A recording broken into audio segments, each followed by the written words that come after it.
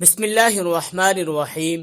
حضرت ابو ہریرہ رضی اللہ تعالی عنہ فرماتے ہیں کہ جناب نبی کریم صلی اللہ علیہ وسلم نے ارشاد فرمایا، جب اللہ تعالی نے حضرت آدم علیہ السلام کو پیدا کر دیا تو ان کی پشت پر ہاتھ پھیرا تو ان کی پشت سے ہر وہ جان نمودار ہوئی جس کو اللہ تعالیٰ ان کی اولاد کے طور پر قیامت تک پیدا کرنے والے تھے، اور ان میں سے ہر ایک کی دونوں آنکھوں کے درمیان نور کی چمک پیدا کی۔ پھر ان کو حضرت آدم علیہ السلام کے سامنے کر دیا تو انہوں نے پوچھا، اے رب، یہ کون لوگ ہیں؟ فرمایا، تمہاری اولاد ہے۔ تو انہوں نے ان لوگوں میں سے ایک آدمی کو دیکھا تو اس کو دیکھ کر پسند کیا اور پوچھا، اے رب، یہ کون ہے؟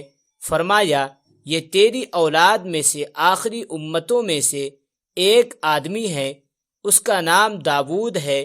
عرض کیا، اے میرے رب، اس کی عمر کیا ہے؟ فرمایا، 60 سال۔ عرض کیا، اے پروردگار عالم، میری عمر میں سے 40 سال دے کر اس کی عمر کو زیادہ کر دیں۔ جب حضرت آدم علیہ السلام کی عمر پوری ہوئی تو ان کے پاس ملک الموت آیا تو حضرت آدم علیہ السلام نے فرمایا، کیا میری عمر کے 40 سال باقی نہیں ہیں؟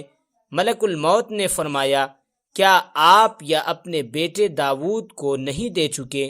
تو حضرت آدم علیہ السلام نے انکار کیا تو آپ کی اولاد نے بھی انکار کیا، اور حضرت آدم علیہ السلام بھولے تو ان کی اولاد بھی بھولی، اور حضرت آدم علیہ السلام سے خطا ہوئی تو ان کی اولاد سے بھی خطا ہوئی۔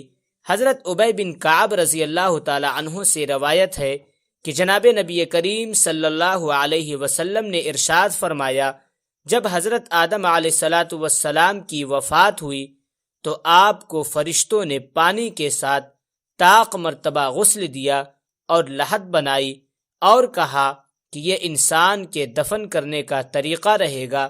حضرت آدم علیہ السلام کی اولاد میں حضرت آدم علیہ السلام کا جنازہ فرشتوں نے پڑھا۔ حضرت آدم علیہ السلام کا جنازہ فرشتوں نے پڑھا تھا اور ان کے جنازہ پر 4 تکبیریں کہی تھیں۔ ہم جو نماز جنازہ پڑھتے ہیں اس میں بھی 4 تکبیر میں کہتے ہیں۔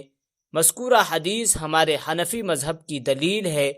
آج کل ہمارے ملک میں جو لوگ جنازہ میں 5 تکبیر کہتے ہیں وہ اس حدیث کے خلاف کرتے ہیں۔